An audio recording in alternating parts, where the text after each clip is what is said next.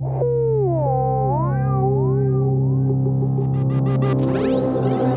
Erika, le podcast qui explore le futur.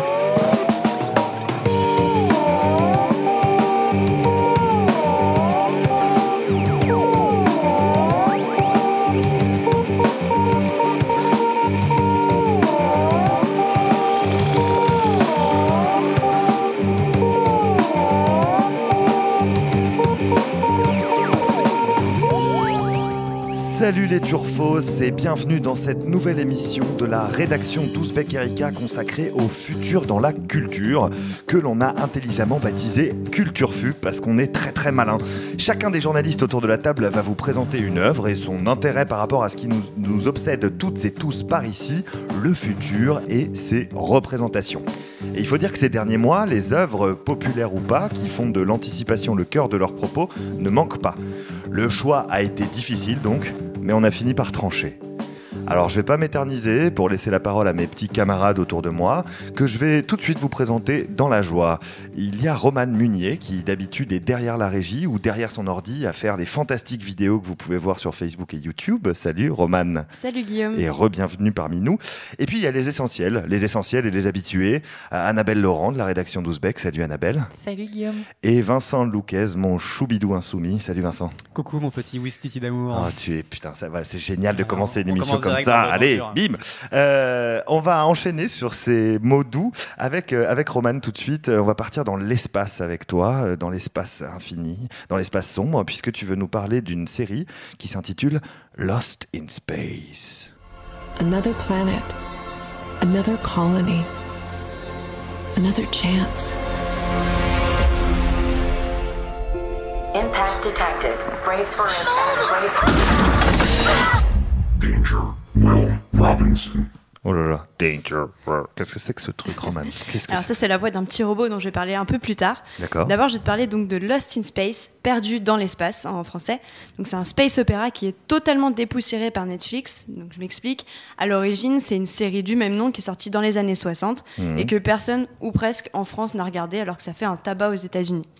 Alors dans cette série, on va découvrir le monde en 2046, donc comme pas mal de séries SF, il est pollué, il est surpeuplé. Un monde de merde. Voilà, donc Maureen Robinson, elle veut le quitter à tout prix. Et elle y parvient en trichant un peu.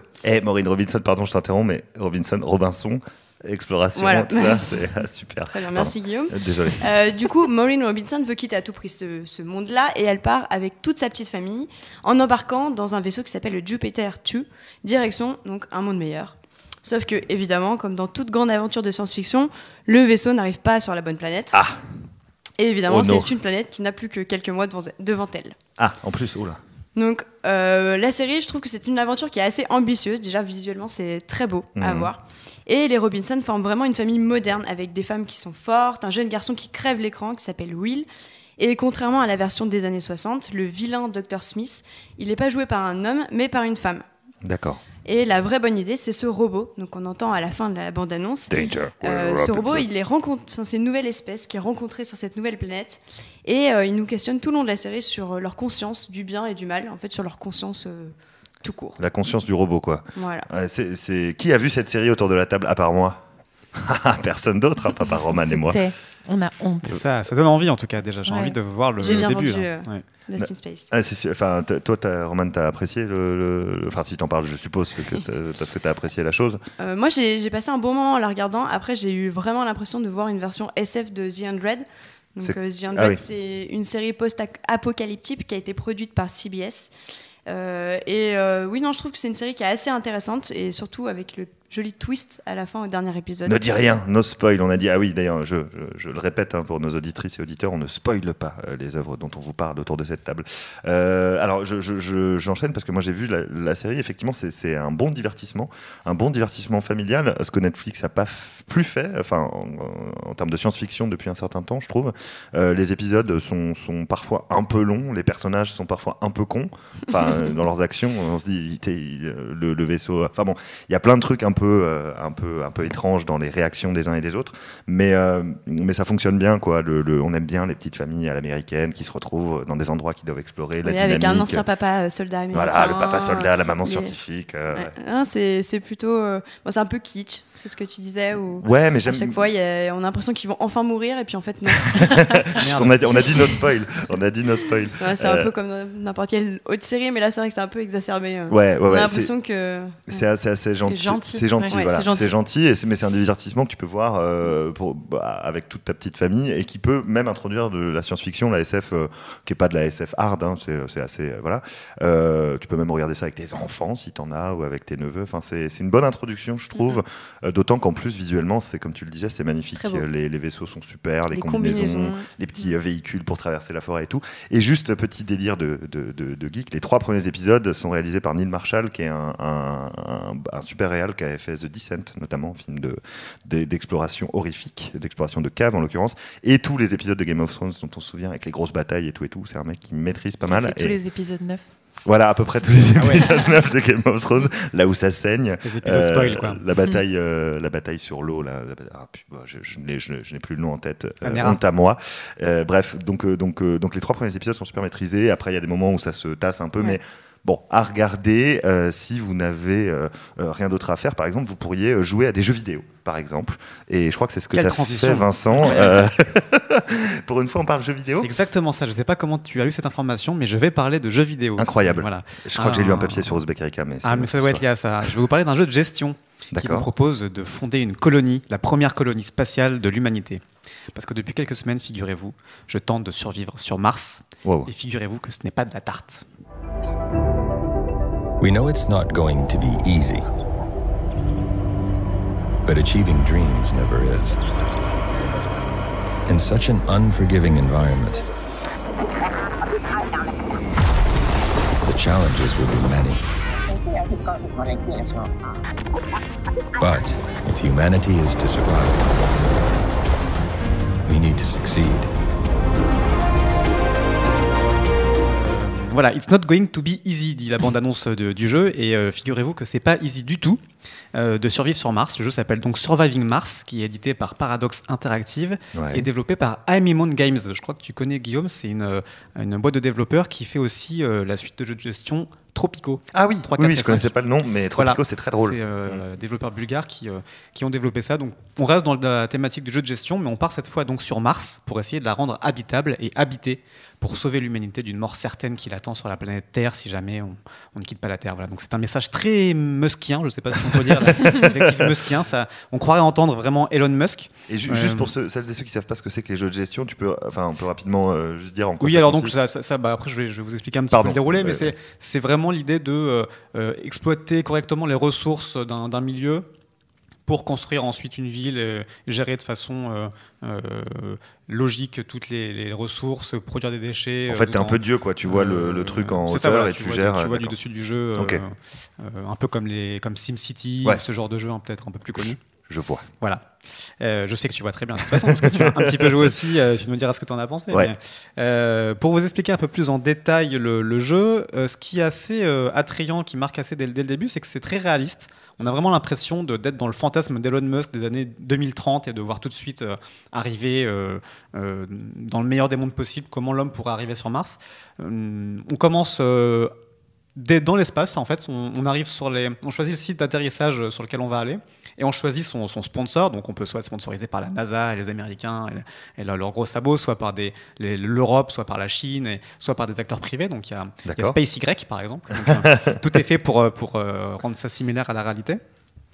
Et on arrive ensuite donc sur son futur site de colonisation qui est censé être très réaliste par rapport à ce que donne vraiment la surface martienne. Il faut savoir que les développeurs qu'on a interrogés donc pour Ouzbek Erika nous ont dit qu'ils avaient répertorié tout un tas de photographies de la surface martienne prises par la NASA pour reproduire ensuite en générant par un moteur des cartes aléatoires, mais basées sur vraiment des vrais éléments de la surface martienne. Et c'est ce qui rend le jeu assez réaliste. On commence donc avec des rovers, on commence pas avec des colons parce qu'il faut déjà préparer l'arrivée des êtres humains qui avec sont des pas petits encore robots, des voitures roulantes. Petits robots tout mignons qui ont donc la tâche récolter des premières ressources pour construire des bâtiments, récolter les terres rares, les fameuses terres rares dont on parlait aussi à ce micro, récolter les premières ressources en eau, construire des dômes pour ensuite synthétiser de l'oxygène et tout préparer un joli petit cocon pour les colons. Et on peut ensuite, comme ça, amener ces premiers martiens humains qui sont sélectionnés sur dossier, parce qu'évidemment, il y a du monde pour venir sur Mars. Alors juste, je sais pas si, je me souviens plus si vous, les filles, vous étiez dans la rédac quand les premiers colons de Vincent sont arrivés, quand ils jouaient. Non, je m'en rappelle. C'était un moment assez intense. Il y a eu comme une Parce que émulation Vincent joue collective. dans la rédac. Oui, bah, C'est bon, c'est mon son travail. ça va. Ouais, je me suis sacrifié pendant 2 jours pour essayer de bâtir une colonie sur Mars et survivre. Et, Surtout qu'il m'interrompait à chaque fois qu'il y avait quelque chose qui se passait dans son jeu. Oh, regarde les il se passe robots, un je les ai truc. pas vus encore. Mais alors, c'est on un a travail vécu collectif. l'arrivée de tes colons et c'était un vrai moment sympathique. Émouvant. Ouais, merci beaucoup. Et en tout cas, ce qui est intéressant dans cette partie du jeu, c'est que donc, pour le jeu de gestion, il y a toute la partie ressources et construction. Il y a une partie aussi très psychologique où finalement il faut gérer la psychologie des personnages parce qu'évidemment les personnages qui font 10 millions de kilomètres pour venir sur Mars et y rester toute leur vie, a priori ils ont quelques petits complexes ou quelques petits problèmes dans leur tête peut-être pour avoir ce genre de motivation là. Pas forcément, mais en tout cas certains sont décrits comme alcooliques ou dépressifs. C'est assez marrant et il faut essayer de construire une espèce d'harmonie entre ces personnages pour bâtir une communauté qui soit stable. D'accord. Et ensuite bâtir tout un écosystème dans le dôme martien avec des crèches si on veut voir naître les premiers bébés martiens de souche ou construire des centres sportifs, construire des choses qui rendent toute cette petite ville martienne agréable. Donc il y a un élément d'humour, c'est pas que de la gestion, de la micro-gestion. C'est assez marrant. Ouais. C'est aussi, donc, comme je vous le disais, bien documenté et ça fait assez réfléchir sur ce que sont vraiment les vrais challenges pour arriver sur Mars parce qu'on se rend compte qu'effectivement, au quotidien, reproduire de l'énergie, ça implique de nettoyer les panneaux solaires parce qu'il y a des tempêtes de sable. Donc les panneaux solaires, une fois qu'ils sont pleins de sable, ils produisent plus d'énergie. Et oui. Quand il y a un petit coup de froid à moins 100 degrés Celsius, c'est pareil, ça enraye un petit peu la mécanique des éoliennes. Donc il y a tout un tas de détails comme ça où un petit météorite sur la tronche, ça fait pas du bien non plus au dôme d'habitation. Donc voilà, il y a plein de choses qui montrent qu'on n'est pas encore prêt non plus vraiment d'aller sur Mars et que finalement peut-être qu'il vaut mieux compter sur les jeux vidéo pour réaliser ces fantasmes de conquête martienne. Et l'objectif final, c'est quoi? C'est de faire survivre le plus longtemps possible. C'est ça, comme un SimCity où on construit sa ville, il n'y a pas D'accord. vraiment de fin. Le but c'est de bâtir des générations et des générations de Martiens. Et t'en es arrivé où? T'en es où, ouais. C'est un petit peu intime, j'ai pas envie de répondre à cette question. Tu nous as pas dit j'ai quel était ton très bon, sponsor donc, déjà. Ah oui, Est-ce tu que nous as t'es pas dit team qui t'avais NASA, choisi. Moi j'avais choisi l'Europe évidemment. Évidemment, l'ESA, cœur sur l'ESA et Rosetta et Philae. Ouais. Mais du coup, non, je suis pas allé très loin pour ne rien vous cacher. Mais j'ai préféré arrêter d'embêter Roman pour. T'avais trop j'ai pas eu le de choix. martiens alcooliques. T'arrivais pas à les gérer. Trop de martiens alcooliques. On peut même construire des prisons parce qu'il y a des gens, s'ils commencent à s'énerver, ils peuvent aussi mal finir sur Mars. Donc voilà, il y a des botanistes pour se la jouer un petit peu aussi The Martians. Seul sur Mars, c'est ça. Voilà. Donc voilà, il y a un peu tous ces éléments qui sont intéressants. La critique qui est souvent ressortie dans ce qui est sorti sur Internet sur ce jeu, c'est que c'est très long à démarrer parce qu'il n'y a pas de tutoriel. C'est le choix un peu bizarre fait par les développeurs. On doit vraiment apprendre en tâtonnant. En même temps, c'est peut-être aussi inconsciemment ou consciemment un choix volontaire parce qu'aller sur Mars comme premier colon, je pense qu'on passe beaucoup de temps à s'ennuyer. Et finalement, c'est peut-être aussi un peu ça le message. C'est qu'on va se faire chier sur Mars. Et donc c'est à la fois fascinant et assez ce côté réaliste qui est assez intéressant, en tout cas qui méritait qu'on explore le futur martien avec Aimon Games. Mais ouais, ce jeu, donc j'y ai pas joué beaucoup non plus du tout d'ailleurs, parce que j'ai juste pu y jouer quelques minutes, enfin non, allez, 1 ou 2 heures. Et effectivement, au début, la prise en main est pas facile parce que t'as pas de tutoriel, donc tu sais pas où tu vas.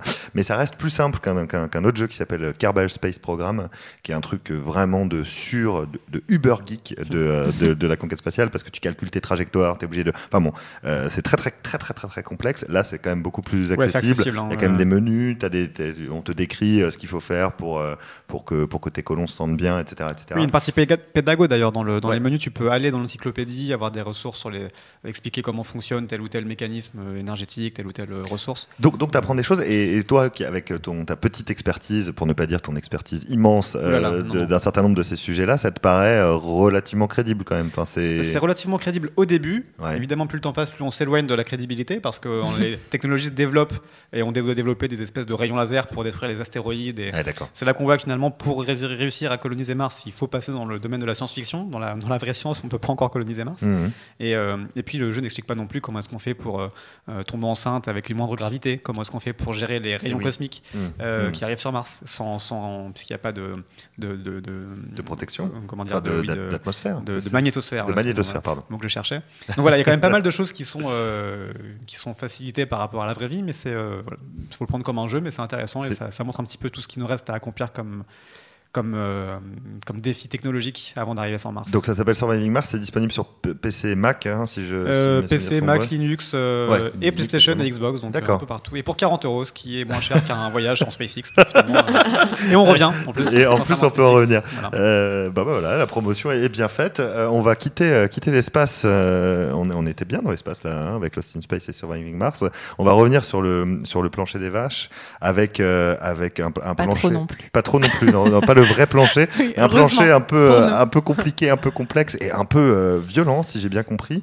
On va parler avec Annabelle de la deuxième saison d'une série qui est en train de devenir mythique, culte, qui s'appelle Westworld.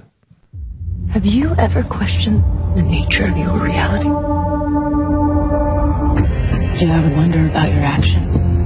The price you'd have to pay if there was a reckoning? That reckoning is here.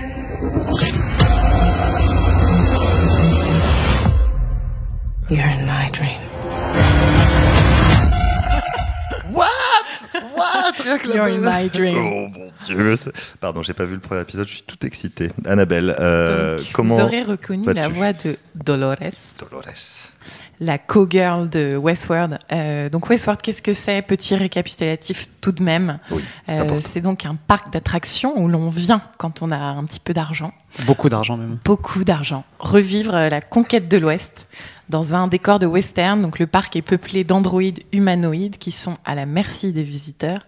Donc ils peuvent se massacrer entre eux pour que ça fasse un petit peu d'animation. C'est toujours sympa. Mais ils peuvent aussi assouvir les fantasmes des visiteurs. Et comme les humains sont par nature sadiques, sanguinaires, Violents. etc., les robots sont donc humiliés, tués, violés. Mais personne ne s'en préoccupe puisque évidemment les robots n'ont pas de conscience, n'ont pas de sentiments. Jusqu'au jour où Dr. Ford, incarné par Anthony Hopkins, le créateur du parc, donc, va se piquer de faire une mise à jour qui s'appelle les rêveries. Eh oui.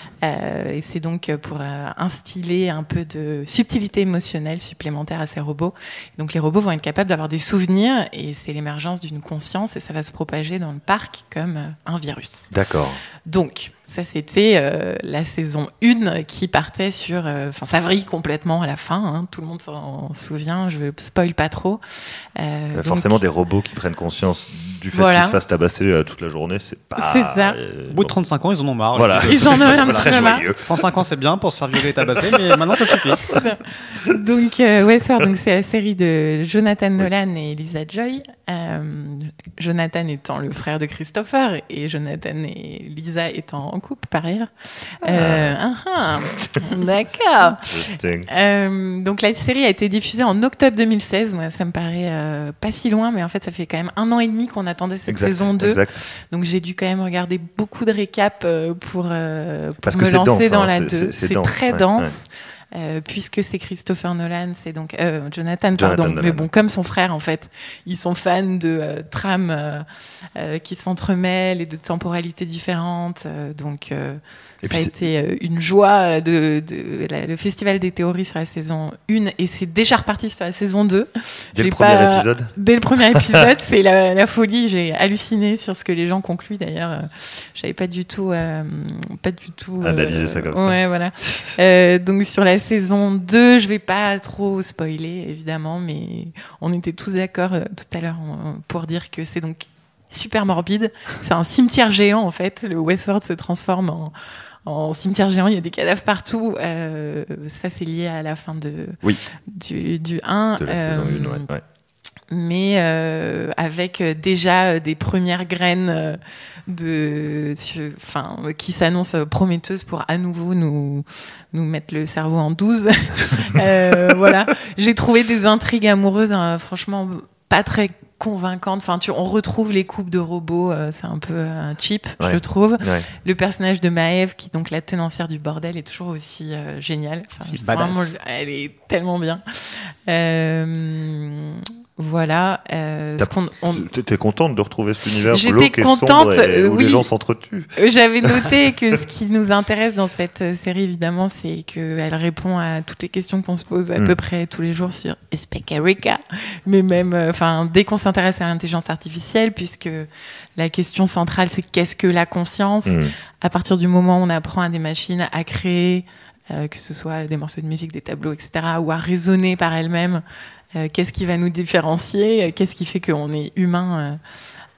Donc c'est la nature humaine. Est-ce qu'on s'illusionne pas nous-mêmes sur notre libre arbitre avec Dr Ford qui nous met du baume au cœur dans la saison 1 où il nous dit les humains aiment croire qu'il y a quelque chose d'unique dans la façon dont nous percevons le monde, mais la réalité c'est que nous vivons dans des boucles aussi étroites et fermées que celles dans lesquelles évoluent les autres, donc les robots. Super. Donc un peu la théorie de la simulation de Musk, tout ceci n'est qu'un... Toujours lui. Toujours, il faut qu'on arrête de parler Théorie de selon lui. laquelle on vit dans une simulation. On vit dans une simulation. On vit dans des toutes petites boucles. On est le Truman Show. Voilà, on est perpétuel. En fait, c'est incroyable parce que il y a 1 an et demi, on parlait beaucoup moins d'intelligence artificielle que maintenant. Exact. Donc les créateurs eux-mêmes racontent dans les interviews qu'ils ont été dépassés en fait par le fait d'être vraiment en train de parler du sujet phare de. Et la saison 2 s'annonce un peu comme ça aussi. Ça va être un peu les questionnements vont rester. On retrouve présents. dans l'épisode donc l'enchevêtrement des temporalités, les mêmes questionnements. Après, en fait. Maintenant, ça y est, on est dans le soulèvement, donc ça va. Enfin. On est enfin dans le soulèvement. On retrouve l'homme en noir, par exemple. Il y a des choses. On espère qu'on va un peu quitter ces trames-là qu'on a quand même vues et revues.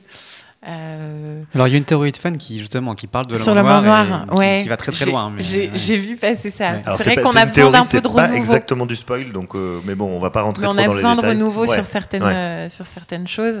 Et après, ce qui s'annonce, c'est qu'on va plus s'intéresser au conglomérat qui possède Westworld, Delos. D'accord. Et c'est là-dessus qu'on a une petite révélation aux 3/4 de l'épisode. Okay. Et ça s'annonce bien. Ok, alors moi, j'arrête pas de parler, mais j'ai pas vu l'épisode, donc je vais laisser parler. Et j'ai très très hâte de le voir. Romane, toi tu l'as vu, je crois. Oui, je l'ai vu la veille là, du podcast. Ouais. Et ouais, non, je rejoins Annabelle sur la complexité de l'épisode. Mais moi, j'ai fait une erreur, c'est que je n'ai pas revu les récaps de la saison 1. Du coup, je me suis lancée naïvement dans l'épisode 2 en me disant, mais waouh, pourquoi on en est là déjà? Je me rappelais la saison 2, pardon. Et non, il y a un seul truc qui me choque un peu plus, c'est que on est plus surpris de la méchanceté des robots qu'on l'est de la méchanceté de l'homme en fait dans l'épisode. Ouais. Moi, je sais que j'ai été un peu choquée de voir des gentils robots dans la saison 1 devenir de terribles tueurs en série. Et ça y est, tu t'y es fait. Pas encore, parce que du coup, l'épisode se termine tellement brutalement que. Ne dira rien. Ouais, voilà, mais à partir du moment où tu donnes, c'est comme dans le pouvoir que tu nous as présenté dans une émission précédente, à partir du moment où tu donnes le pouvoir, en l'occurrence là c'est la conscience à des minorités opprimées, bah ça bastonne quoi. La vengeance est violente. Surtout que la question qui se pose, c'est mais si, complètement. Et là, la question, c'est est-ce que cette violence va rester dans le monde de Westworld ou est-ce que ça va s'exporter? Est-ce qu'ils vont peut-être pas avoir envie de s'enfuir quoi? D'aller voir ce que nous on fait dans. Ça a l'air de titiller Dolores sérieusement. Ouais. D'ailleurs, on a nous-mêmes envie de s'enfuir parce qu'on ne connaît pas le monde réel dans Westworld. Comment est-ce qu'ils ont imaginé le futur? À quelle époque exactement ça se passe? Qu'est-ce qui se passe dans le monde? Est-ce qu'il y a des robots dans les villes du monde réel? Donc on a un peu envie de sortir avec eux pour voir ce qui se passe dans ce monde réel. Quoi. On ne sait pas trop si Qu'est-ce qui a poussé à créer un parc comme celui-ci Ouais. Et c'est vrai que c'est terrible. Tu l'as vu toi aussi? J'ai vu aussi, juste pour en dire un petit mot, on marche sur des œufs parce qu'on n'a pas envie de spoiler les gens. Voilà. Mais je rebondis sur ce que tu disais tout à l'heure sur le fait qu'il y a des intrigues qui reviennent un petit peu sur des romances entre robots qui sont un petit peu lancinantes, un petit peu chiantes. Ouais. Finalement, moi, ce qui m'a plu là-dedans, c'est des moments où on se dit, finalement, ils retombent dans leurs narratives, comme ils disent ça, où c'est des trucs déjà tout écrits. Et finalement, on revient toujours dans ce basculement. Peut-être qu'ils sont pas si conscients que ça, ou peut-être qu'ils ont pas encore vraiment, ils sont encore un petit peu guidés par leur code, leur programmation. Donc j'aime bien ce jeu-là en fait. C'est souvent on revient à chaque fois qu'on croit que ça y est, enfin il y a eu la singularité. En fait, non, on revient en arrière et finalement peut-être que c'est encore un plan machiavélique un nouveau scénario des codeurs du jeu. Donc on est toujours un peu dans cette dichotomie-là et ça c'est assez marrant. En tout cas, vous me donnez très très envie de me plonger dans la saison 2. J'espère qu'il en est le même pour vous, auditrices et auditeurs. Sachez qu'on en reparlera si ça vaut le coup qu'on en reparle. Un petit bilan. On fera un petit bilan une fois que on n'aura rien compris. On pourra même faire une émission spéciale vu l'enthousiasme qu'il y a. Spéciale théorie de fans. Eh ben c'est noté. Allez, le rendez-vous est pris. J'enchaîne sans transition, mais on va rester quand même dans la virtualité, puisqu'il y a un film également qui est sorti. Là, on a parlé de séries, on a parlé de jeux vidéo, mais il y a un film également qui est sorti.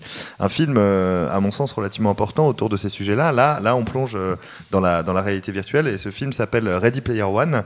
Alors, c'est adapté d'un livre, et quand j'ai lu le livre d'Ernest Cline, qui est un des livres de chevet du fondateur d'Oculus Rift, qui fait des casques de réalité virtuelle et d'un certain nombre d'adolescents éternels de la Silicon Valley, j'ai flippé. Je me suis dit, tiens, Spielberg va adapter ce bouquin, mais le bouquin, c'est comme un bon gros McDo culturel, tu vois. C'est un amoncellement de références 80s assez grasses, de références pop culture assez grasses, assez peu digestes. C'est agréable à manger sur le moment, tu vois, mais tu regrettes assez rapidement. Mais l'élément que j'avais oublié, c'est quoi? C'est évidemment Tonton Spielberg. There's nowhere left to go. Nowhere. Except the Oasis.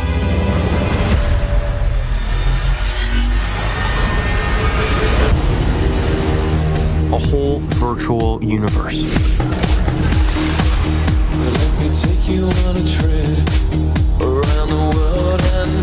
People come to the Oasis for all the things they can do. But they stay because of all the things they can be. Alors la voix qu'on entend dans cet extrait de bande-annonce, c'est celle de Wade Watts, le jeune héros de Ready Player One, qui évolue dans un futur dystopique, évidemment situé en 2044. Et pour fuir un monde, encore une fois, ravagé par la crise énergétique et les conséquences du changement climatique, les gens se réfugient dans l'Oasis. L'Oasis, un monde virtuel créé par James Halliday, développeur asocial de génie, considéré donc sur cette terre-là comme un dieu. Et comme le dit Wade Watts dans l'extrait, il n'y a nulle part où aller, sauf l'Oasis, cet immense monde virtuel où on va pouvoir faire tout et n'importe quoi, mais surtout où on va y rester parce qu'on peut devenir tout et n'importe qui. Et Wade et ses copains vont y affronter une multinationale bien vilaine qui veut prendre le contrôle de l'Oasis. Et ce contrôle, n'importe qui peut l'obtenir en réussissant un certain nombre d'épreuves glissées par le créateur du jeu. Et l'objectif, c'est de récupérer l'œuf d'or, qui est un hommage aux Easter eggs dont les créateurs de jeux vidéo laissaient des petites surprises et des petits pièges dans leurs jeux vidéo. Et cet Easter egg, donc cet œuf d'or, donnera à celui qui le trouve le contrôle de l'Oasis, donc le contrôle finalement sur l'avenir de l'humanité. Et c'est 2h20, ce film, c'est 2h20 de bonheur, c'est 2h20 de joie, c'est un festival visuel, j'avais peur de la représentation de la réalité virtuelle et finalement ça passe très très bien. Et je suis sorti de ces 2h20 en me disant, si j'avais 10 ans, ce serait mon nouveau film culte. Comme un bon vieux Spielberg de l'époque. Ça peut être ton film culte aujourd'hui. Mais j'ai plus 10 ans. J'aurais bien aimé. Voilà, donc le film a fonctionné. Bon gros carton au box-office, pas trop aux États-Unis, étonnamment pas mal en Chine. Et son intérêt, quand on s'intéresse au futur un petit peu, c'est qu'il popularise encore plus la réalité virtuelle. Et il y a même un petit message à la fin sur oh là là, c'est quand même important la réalité par rapport au virtuel. Déconnectons-nous. Voilà, déconnectons-nous un peu, sans spoiler, parce que c'est pas le message le plus original du siècle, mais il n'y a pas de révolution dans les représentations de la réalité virtuelle. En fait, Spielberg, comme Ernest Cline, il projette un peu ce qui est en train de se faire actuellement. Donc on a des casques pour aller dans un monde virtuel dans lequel on peut interagir à l'aide de combinaisons ou de gants. C'est des choses qui existent déjà à peu près. Les tapis, quand ils courent sur des tapis pour effectuer des mouvements dans leur monde virtuel, ça existe aussi. C'est encore en développement, mais c'est des choses qui ne, enfin voilà, ça ne fait que prolonger l'existence. Et comme d'ailleurs aussi la combinaison à un moment donné qui permet d'avoir le sens tactile de toucher sur toute la peau. Les combinaisons des choses aussi en développement haptiques, avec un H comme dans je vais pas le dire. Comme dans Haptic. Merci, comme dans Haptic. Donc ouais, en gros, je sais pas, moi j'ai vraiment kiffé, comme disaient les jeunes il y a quelques années. Toi, Vincent, t'as vu des choses ou pas? Je suis assez d'accord avec toi, je trouve ça assez cool. Assez naïf, bon, c'est une quête initiatique, un peu à l'IT, comme dans les bons Spielberg, avec un jeune héros, adolescent, tout ça. Donc c'est très chouette, à condition d'y aller vraiment avec son âme d'adolescent et et d'avoir aussi grandi dans les années 90 parce que c'est vraiment une combinaison de références et de plein de jeux vidéo, plein de films, plein de références de musique, de tous les potes de Spielberg qui ont fait Retour vers le futur, qui ont fait tout ça. Donc c'est vraiment blindé de références. C'est même marrant d'aller voir après avoir vu le film où sont sur les sites spécialisés où sont toutes les références qu'on a ratées parce que vous en raterez forcément des tonnes. Ah bah il y en a 10 par image quoi. Et, Donc, voilà. Et sinon ça reste un petit peu trop évidemment. C'est un film pour adolescents et pour enfants. Il y a les mêmes choses qui existent, version plus dark ou plus politique. Il y avait un film réalisé par Guy Roger Duvert, un réalisateur français, en 2016, qui s'appelle Virtuelle Révolution. D'accord. Qui est un peu le même, en plus politisé et en plus dark. Et, donc voilà, là on a la version grand public très bon enfant. Très Hollywood. C'est vrai que le message de fin, attention, le mardi et le jeudi, on va couper le jeu vidéo. C'est plus Papy Spielberg que Tonton Spielberg. Oui, voilà, là-dessus on est d'accord. D'ailleurs, le message éthique est pas tellement poussé. Il a viré sa cutie parce qu'il y a quelques années, il était contre la 3D dans le cinéma. Il disait que la réalité virtuelle allait tuer le cinéma, etc., etc. Et puis là, il a changé, vu qu'il a fait ce film, un peu de discours par rapport à ça. Alors toi, Roman, tu l'as vu et tu n'as pas grandi dans les années 90. Voilà, je représente le en dessous 90. Tu représentes la jeunesse autour de cette table. Dis-nous. Et j'ai quand même eu les références pour comprendre le film. J'ai quand même regardé Retour vers le futur aussi. Et oui, non, moi j'ai pas grand chose à rajouter à part que j'ai passé aussi un bon moment et que c'est 2h20 qui passe très vite parce qu'on est vraiment plongé, nous aussi, dans le monde, même si on a que des petites lunettes 3D. Moi je l'ai vu en 3D. Mais et alors, ça donne quoi en 3D pour le coup? Est-ce que ça vaut le coup? C'est pas Avatar que la première fois où on découvre la 3D, quoi, mais c'est agréable. En fait, on a un peu plus l'impression d'être le héros du film avec son casque. Un peu moins cool quand même. Mais, c'est intéressant. Mais c'est une belle histoire. C'est intéressant. Et toi, Annabelle? Je ne l'ai pas vu. Mais pourquoi? Mais je veux savoir si la BO est si incroyable que la chanson. Ah oui, c'est que des énormes tubes 80s. Le truc, le film s'ouvre sur Jump de Van Halen, je crois. Jump, c'est possible. Si je dis pas de bêtises, il me semble que l'homme qui a fait la BO est celui qui a fait la BO de Retour vers le futur, justement. D'accord. Donc on est dans la référence méta. Bravo, méta-référence. C'est entre-soi hollywoodien et méta-référence. Donc, je vais y aller sur vos conseils. Ouais. Je crois qu'il est encore au cinéma. Donc si vous ne l'avez pas vu, faites-vous votre avis. Je crois que les critiques sont relativement unanimes à part les habituels qu'on ne citera pas. Peine à jouir. Voilà, donc ça c'est dit. Sur ce bon mot qu'on n'emploie pas, très souvent, à part si vous avez besoin de rajouter des choses sur Ready Player One, je pense qu'on peut conclure. On est passé d'un divertissement dans l'espace à un divertissement dans la réalité virtuelle. Finalement, la boucle est bouclée. On a fait le tour. On a parlé de boucles aussi avec Westworld. Mais on vit dans des boucles. Mais dans ces boucles, il y a le podcast d'Ouzbek Erika. Et ça fait ça la meilleure boucle virtuelle dans laquelle on peut être. C'est un message d'espoir. Et la meilleure simulation dans laquelle on est. Venez, rejoignez-nous dans cette simulation. Vous verrez, il y a Elon Musk et Steven Spielberg qui courent nus avec Roger Federer. C'est super. Et on se retrouve très très bientôt, je pense la semaine prochaine, voire même plus tôt. On ne sait pas. On ne sait pas ce que l'avenir nous réserve. On ne sait pas ce que le futur nous réserve. Mais on sera là pour en parler. Merci à toutes et à tous.